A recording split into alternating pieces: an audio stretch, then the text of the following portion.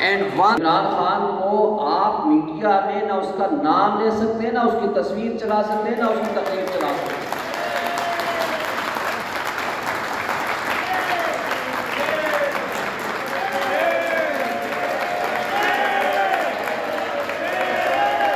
میں ان کو مبارکباد پیش کرتا ہوں کہ انہوں نے آج ہم سب کو اکٹھا کیا، ہمیں دعوت دی، ایک امید کی کرن، امید کی جوت لگانے کی کوشش کی، اور یہ ہم سب کے لیے ضروری ہے تاکہ ہم اس طرح کے پروگرام، ایسے پروگرام ہوتے رہنے چاہیے تاکہ ہمارا یوتھ، ہمارا ینگسٹرز، ہمارے پاکستانی، ہمارے بھائی جو ملک سے باہر بیٹھے ہیں یا جو ملک کے اندر ہیں، جن کے اندر خوف، جن کے اندر فیئر ہے، جو اس وقت خوف کی فضا میں گھٹن کے ماحول میں جی رہے ہیں، اور وہ چاہتے ہیں کہ اس ماحول کو بہتر کیا جائے، اور اس کے لیے جو جدوجہد ڈاکٹر صاحب کر رہے ہیں یا باقی دوست کر رہے ہیں، میں ان سب کا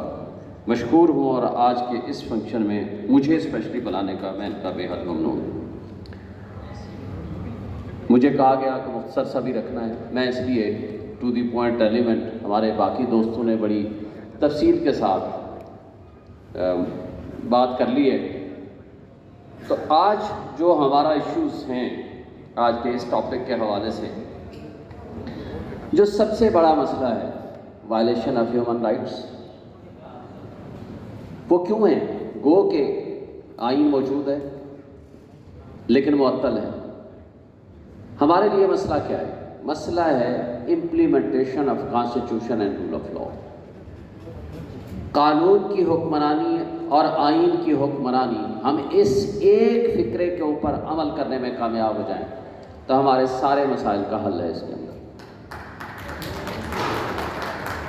لیکن بدقسمتی سے کہ آئین کے اندر جو ہمارے حقوق لکھے ہوئے ہیں، وہ طاقتور طبقے اور حلقے، وہ ہماری سیاسی اشرافیہ، وہ جمہوریت کے دعوے دار، وہ ہمارے ادارے، وہ ہماری وہ سپر پاور، جو کہا گیا کہ پاور پولیٹکس میں کون کون ہیں، ایک سپر پاور ہے جو راولپنڈی میں ہے، اور باقی تمام ادارے وہاں سے تھوڑی تھوڑی پاورز کو ڈرائیو کرتے ہیں، اور وہ بھی ان کی آشیرواد سے۔ اور جہاں سپر پاور اور کسی ادارے کے درمیان تھوڑا سا بھی کنفلکٹ آتا ہے تو وہاں پھر سپر پاور اس کو اپنی پاورز جو ڈیلیگیٹ کی ہوتی ہے اس کو فوری طور پر واپس لے دیتے ہیں، and that is the actual problem. اب اس کے ساتھ تفصیل کے ساتھ ہمارے دوستوں نے بات کر لی کہ 4 دفعہ ماشاء اللہ لگے، اور جو باقی جمہوری حکومتیں آئیں وہ بھی کنٹرول ڈیموکریسی تھی، یعنی اتنی جمہوریت دی گئی جتنی جمہوریت کی سپر پاور نے آپ کو اجازت دی، اور جتنی جمہوریت جب آپ واقعی صحیح معنوں میں مقبولیت کی بلندی پہ پہنچ گئے، اس دن آپ کی قبولیت کا دن ختم ہو گیا۔ مقبولیت اور قبولیت میں بڑا فرق ہے۔ مقبولیت جس دن آپ کی عروج پہ جائے گی، ریئل سینس میں آپ عوام کی نمائندگی کرنے لگ جائیں گے، اس دن آپ کی قبولیت ختم ہو جائے گی، پھر اس دن سے آپ کا مشکل وقت شروع ہو جائے گا۔ اور اسی طرح یہ پہلی بات نہیں ہے کہ آج غداری کے فتوے بانٹے جا رہے ہیں۔ غداری کے فتوے تو ہر زمانے میں بانٹے گئے، بلکہ میں سمجھتا ہوں کہ غدار کا ٹائٹل جس جس کو دیا گیا، تاریخ نے اس کو ہیرو کا ٹائٹل دیا۔ آپ محترمہ فاطمہ جناح کو دیکھیں، چونکہ وہ ملٹری اسٹیبلشمنٹ کے خلاف اس وقت الیکشن لڑنے کے لیے آئی تو وہ غدار قرار پائی۔ شیخ مجیب الرحمان جو کہ موسٹ پاپولر لیڈر تھا ایسٹ پاکستان کا، اس وقت بنگال کا، وہ غدار ڈکلیئر ہوا، اور 161 کی سیٹ والوں کو ہم نے اقتدار نہیں دیا، تو اس کا انجام کیا ہوا کہ ملک 2 لخت ہو گیا۔ اور پاکستان کی جو پولیٹیکل ہسٹری ہے، اگر آپ پہلے اشرے کی بات اگر کر لیں تو ہماری بنیاد ہی غلط ہو گئی۔ جس عمارت کی فاؤنڈیشن غلط ہو جایا کرے تو اس کے اوپر سپر سٹرکچر کبھی مضبوط نہیں ہوا کرتا۔ انڈیا نے انڈیپینڈنس کے بعد سب سے پہلا کام یہ کیا کہ 12.5 ایکڑ زمین میکسیمم ایک شخص رکھ سکتا ہے، ایک خاندان رکھ سکتا ہے، اس سے زیادہ نہیں، کیونکہ انگریزوں نے اپنے غلاموں کو جس طرح تقسیم کی تھی وہ ساری واپس لے لی، جبکہ اس کے مد مقابل پاکستان میں وہ ہزاروں ایکڑ زمین جو انگریز نے اپنے غلاموں کو دی تھی، ہم نے ان کو اپنا آقا بنا لیا اور ہم نے اس کی زرعی اصلاحات نہیں ہونے دی، اور اگر لولی لگنی سبسیکوینٹلی ایوب خان اور ذوالفقار علی بھٹو کے زمانے میں ہوئی، وہ بھی سبسیکوینٹلی سپریم کورٹ کے ذریعے یا مینوپولیشن کے ذریعے ریورس ہو گئی۔ اور دوسری خرابی جو سب سے بڑی خرابی ہماری بنیاد میں ہوگی وہ یہ کہ انڈیا نے اپنے 2-2.5 سال میں اپنا آئین بنا لیا، جبکہ ہمارے ہاں ملٹری اسٹیبلشمنٹ، سول بیوروکریسی، ہمارے وہ جاگیردار سو کارڈ لیڈرز اور اس کے ساتھ جوڈیشری، اور یہ اشرافیہ نے گٹھ جوڑ کر کے عوام کو ایک سائڈ پہ پھینک دیا اور اپنے مفادات کا تحفظ کرنے لگے، اور پہلی دفعہ 1956 میں جا کر کانسٹیٹیوشن بنانے کے قابل ہوئے۔ لیکن اس سے پہلے کہ وہ آئین بے عمل درآمد ہوتا، 1958 میں ماشاء اللہ لگا کے اس آئین کو معطل کر دیا، جو سو کارڈ 1962 کا بیسک ڈیموکریسی کا صدارتی نظام لایا گیا۔ 1965 میں اس کے تحت فیلڈ مارشل صاحب نے جب الیکشن کرایا، اس کے مد مقابل فاطمہ جناح تھیں، تو بیسک ڈیموکریسی والا وہ ڈرامہ جو رچایا گیا، تو جو بی ڈی ممبرز ووٹ نہیں دے رہے تھے تو ان کو اٹھا کے ایک دن پہلے جنگلوں میں لے جا کر کے چھوڑ دیا گیا، اور وہ پیدل چلتے چلتے اس پروسیس آف الیکشن سے نکل گئے، اور فیلڈ مارشل صاحب بڑی کامیابی سے الیکشن جیت گئے۔ لیکن جب وہ اپنا اقتدار واپس کرنے لگے تو اس آئین کے مطابق بھی اسپیکر کو اقتدار دینا تھا، لیکن انہوں نے اگین یحییٰ خان صاحب کے حوالے کر کے اپنے اس آئین کو بھی توڑ دیا، اور ایک دفعہ پھر ماشاءاللہ لگ کے ملک دولت ہو گیا۔ اس کے بعد یہ سیریز آف غداری کے جو ٹائٹل بانٹے جاتے رہے، ذوالفقار علی بھٹو کو غدار ڈکلیئر کیا گیا، اس کے بعد بے نظیر بھٹو کو، اور اس وقت پھر جو ضیاء الحق صاحب کی بہت ساری باتیں ہو گئیں، جو غیر جماعتی انہوں نے ایک تڑکا لگایا جمہوریت کے اندر، اس کی خرابیاں آج تک ہم بھگت رہے ہیں۔ اور وہ انہوں نے ایجاد کیا اس وقت پاکستان مسلم لیگ، جو نیجو کو ایجاد کر کے لائے، وہ نسبتاً انڈیپینڈنٹ شخص تھے، ان کے وطن سے پی ایم ایل این کو پیدا کیا گیا، پی ایم ایل این کے وطن سے پھر مشرف صاحب نے پی ایم ایل کیو کو پیدا کیا، اور چلتے چلتے آج ہم اس انجام کو پہنچ چکے ہیں۔ اور یہ سلسلہ خوف کا اور اس کیفیت کا پہلے دن سے جاری و ساری ہے، اور اس میں کوئی کمی نہیں آئی، خواہ ضیاء الحق کا ماشاءاللہ ہو، مشرف کا ماشاءاللہ ہو۔ لیکن اس زمانے میں جو بنیادی انسانی حقوق معطل کیے جاتے رہے،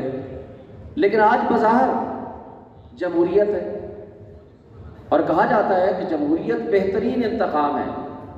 لیکن میں یہ کہتا ہوں کہ آج کی جمہوریت بہترین انتقام ہے، لیکن عوام سے بہترین انتقام ہے۔ جس کو بدترین انتقام کہیں، ہم سے انتقام لیا جا رہا ہے،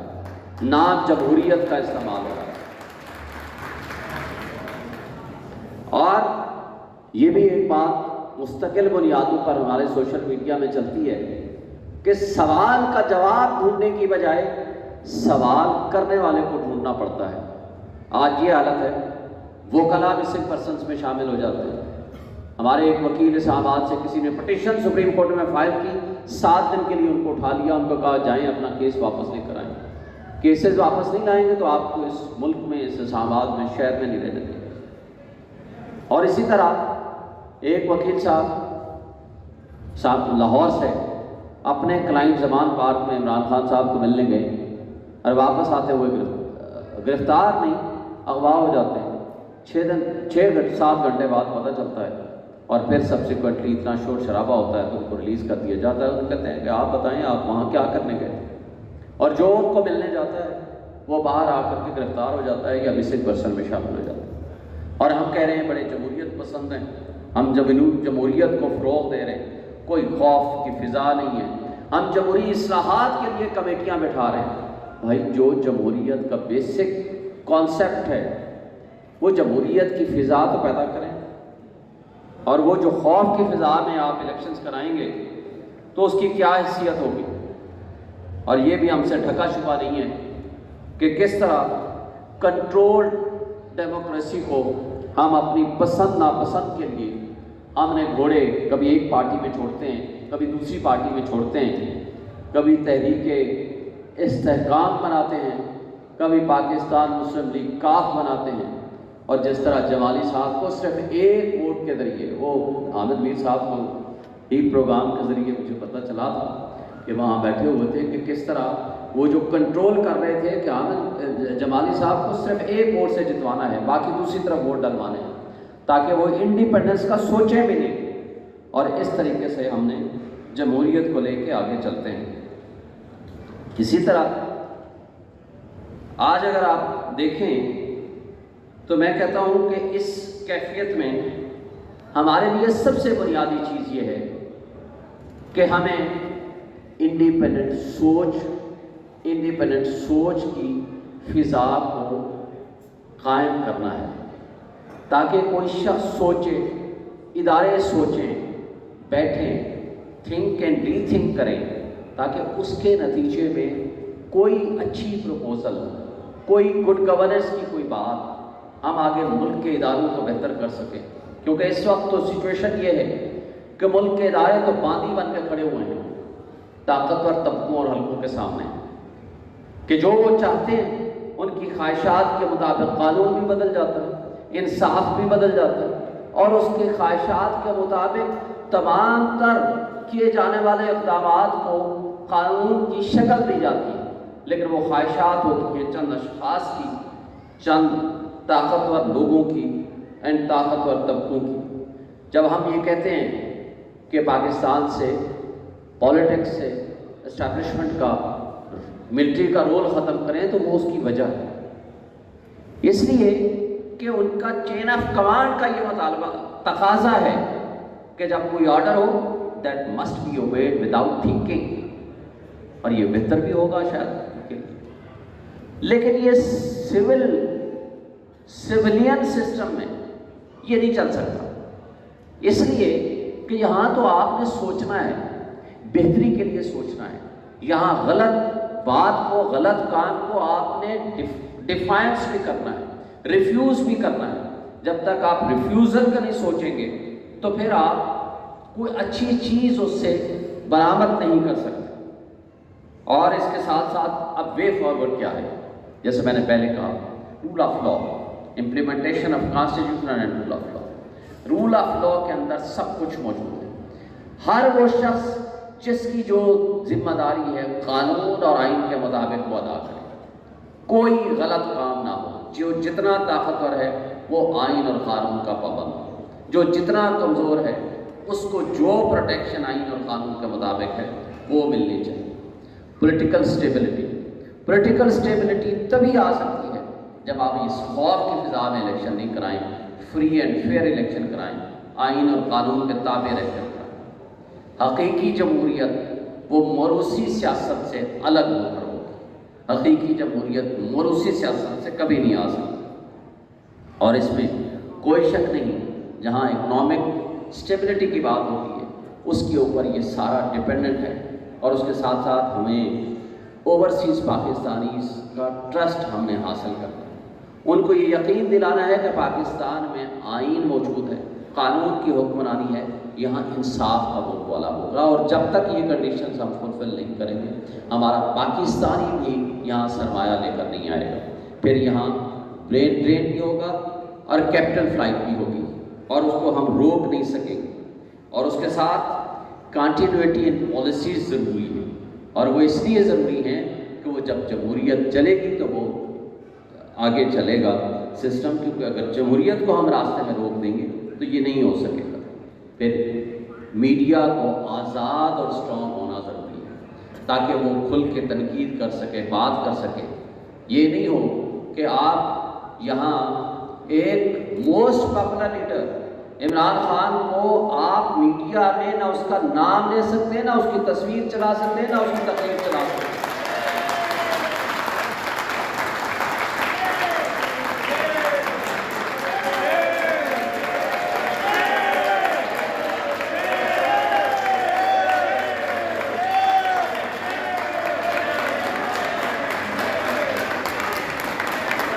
آج کی تمام گیلپ سروے یہ کہتے ہیں مختلف،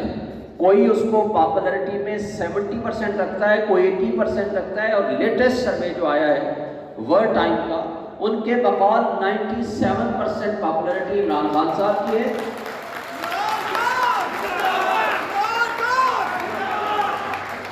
اینڈ 1.6% نواز شریف صاحب کی ہے، اور 0.7% زرداری صاحب کی ہے۔ اور مجھے بار بار کہا گیا، میں بس 1 منٹ میں اپنی بات ختم کروں گا، بس اس کو سیاسی نہ بنائیں پلیز۔ اب کہنے کا مطلب یہ ہے کہ جو شخص فیڈریشن کی علامت ہے، آپ اس کو کہتے ہو کہ اس کو آپ نہیں دکھا سکتے، لیکن پھر بھی ہم کہتے ہیں ہمارا میڈیا آزاد ہے۔ آنند میر صاحب کے علاوہ سب کہتے ہیں میڈیا آزاد ہے۔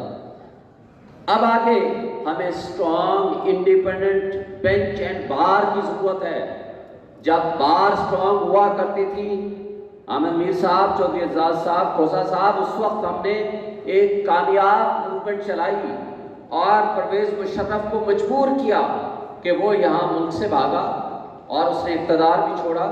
اور ہم نے rule of law, supremacy of constitution and independence of judiciary کے اس سلوگن کو کامیابی سے اپنی تحریک کو کامیاب کیا۔ اور آج ہم یہ بظاہر یہ کہتے ہیں کہ جناب بالکل آئین بھی موجود ہے،